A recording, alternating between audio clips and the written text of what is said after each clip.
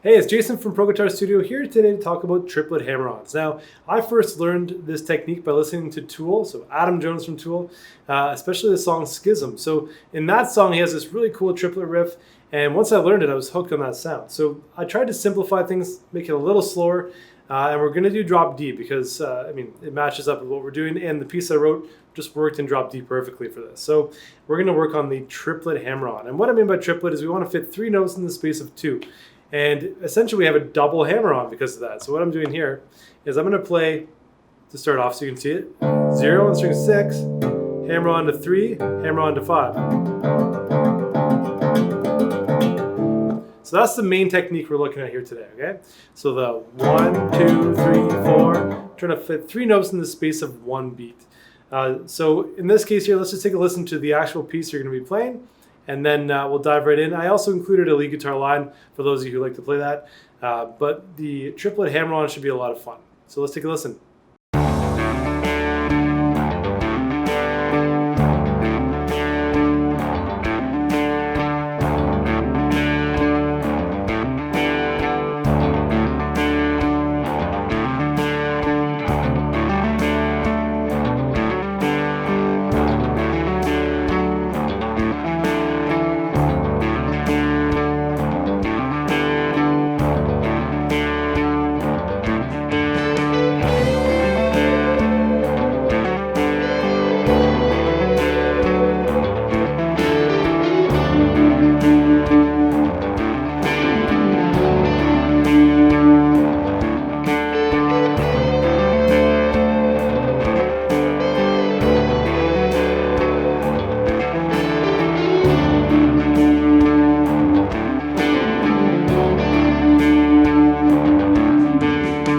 Alright, so now that we've heard the piece that we're going to play, let's dive right in and first talk about the tuning. So string number 6, the lowest E string, usually at E, we're going to lower that down to a D note. So on your tuner, bring it down past D sharp to D.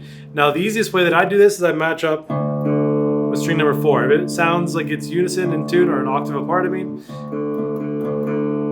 we're good to go. I'm usually happy with that. But if it's off, it'll sound like this. You can hear the little waves in there. Okay? So that's a nice little tip. You probably hear that. They clash, right? So bring it so the notes don't clash anymore. So in drop D, now that we're in drop D, we're going to use a double hammer-on from 0 to 3 to 5 on string 6. So I'm going to play 0 on string 6. It's a D note now, but usually we call it a low E, right? And we're going to hammer on to fret number 3 on string 6. So speed is the name of the game here. The faster you can hammer on, not how hard, but how fast you can hammer on. If you go close to the fretboard, as long as you can make a sound by going really fast, it's going to be a lot easier than trying to go slow. If you go slow, you get very little volume. So it's like snapping your fingers. If you try to snap your fingers slowly, it doesn't work. So fast, bring that first finger down fast, snap it against string number 6 on the 3rd fret. And then, this is the hard part, adding the ring finger onto fret number 5. Well, that ring finger is still there. So you can let go if you need to, but we're trying to keep the sound maintained throughout. Okay, so that's the first series of notes. We're going to do the same string on the same thing on the A string now. So note name wise, we have D, there we go, F, G, D, F, G, and then we have A, C, D. Right, now this finger's going to stay there. We're going to play the open 4th string, back to the 5th fret, string 5. So those 2 notes are unison, they're the same. If you can't arch the finger and maintain the sound, just take the finger off. It's a slight difference, but I just like to maintain it.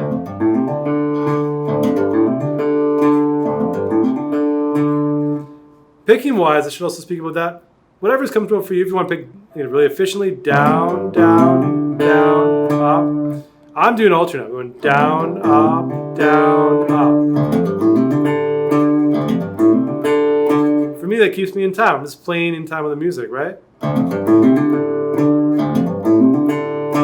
So to me, it's almost like strumming. So that's what I like. So the cool thing, once we get that rhythm down, the whole piece that I've written here is all based on that rhythm. So 1, 2, 3, 1, 2, 3, triplet, triplet. So like 1. We're tapping like 1, 2, 3, 4. 1, 2, 3, 4. So triplet, eighth note, quarter note, quarter note. All right, now as we move down the frets, instead of trying to talk in note names for you, it can be confusing because we're in drop D. I'm just going to tell you the fret numbers, and the cool thing, I made it really consistent. So when we go down here to the 10th fret, 0, 10, 12, and then on the 5th string, 0, 10, 12. Then open 4, 12th fret on string 5. All right, so that first part we played, I should have mentioned, it starts off in the song played 4 times.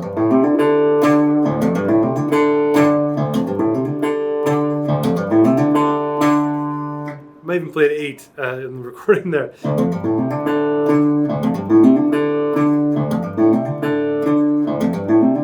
Yeah, so double it up, 8. Get the groove going, right? And then we're going to go to the 10th fret.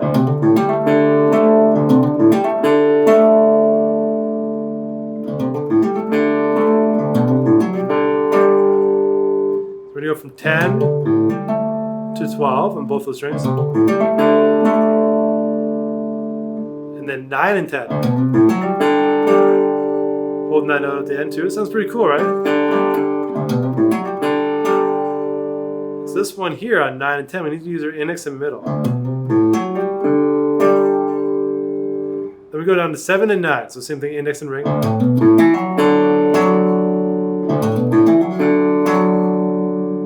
And then 5 and 7. Back to our original groove. 4 times.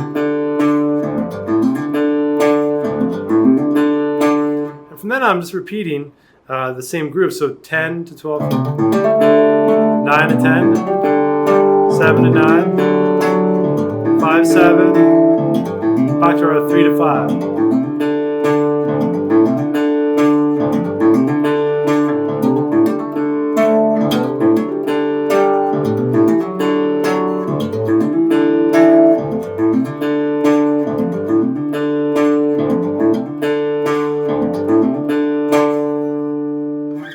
All right, so now we've gone over the main riffs in this whole piece, right? I'll play it for you again from the start just so you can see it, without the actual recording. And then we'll talk about the lead guitar part on top. So again, going back to the start, 8 times.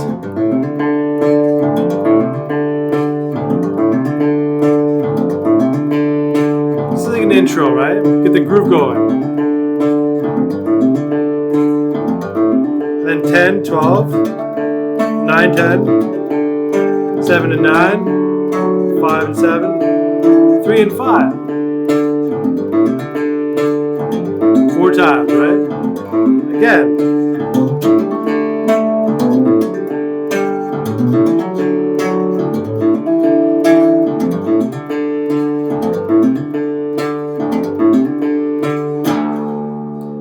So that part is really fun to get that going, get the groove moving.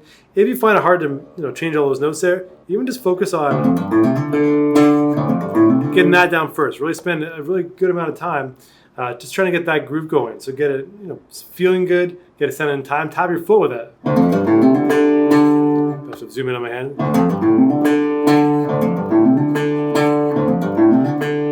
Right, so move your foot in time with the actual piece you're playing. Try to get everything moving with you. So like feel the rhythm as you're playing it. So from there we have the lead guitar part. So this added a bit of gain. More reverb than I have right now, but we're going to play the 10th fret on string number 2, right? The B string. And then the 12th fret. And this comes in right at the end. So like.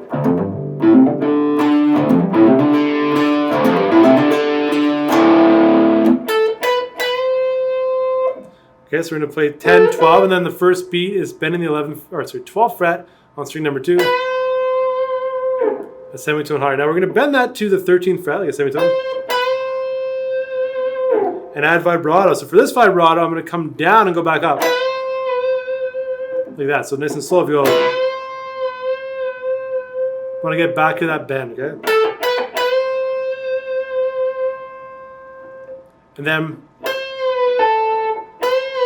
bend the semitone, back down, pull off to the 10th fret.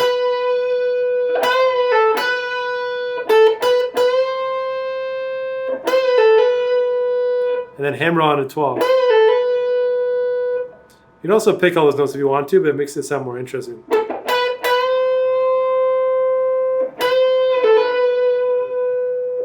And then 10th fret, string number 2. 12th fret, string 3. Hammer on 10 to 11 on string 3. Resolve to the 12th fret on string 4 with some vibrato. Now I'm adding vibrato all throughout.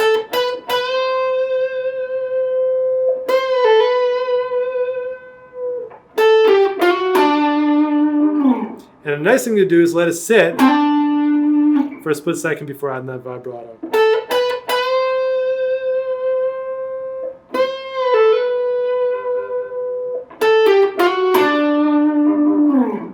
Now, a nice tip for vibrato, when you're working on it, having some kind of backing track, let's say we're playing here,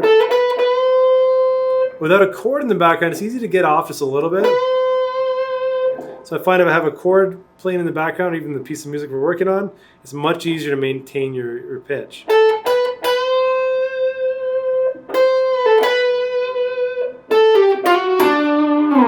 And the final phrase is the longest one. Very bluesy, but it's more in a rock context. So pull off 12 to 10 on the 4th string, 12th fret on string 5. And then 11, 10, slide in from 8 to 9. And then we're going to go to the 12th fret, string number 4.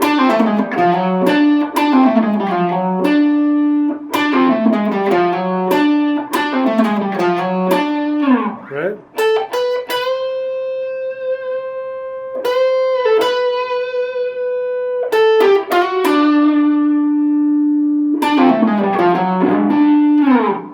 Alright, so fun phrase to play. It can be a little difficult to get that fully on time, but that's just for an optional thing to work on if you like lead guitar. And for any of you who work on modes or scales, what I'm doing there is the D mixolydian scale to match up with that. Alright, so it works out pretty nicely with the notes I'm playing. Very bluesy, right? So if you like today's lesson, like this video, subscribe, ring the bell so you get notified every time there's a new lesson waiting for you. And all existing students here at PGS get access to the PDFs, backing tracks, all the additional materials, and feel free to ask me questions if you'd like as well. Okay, so have a great day. See you next week.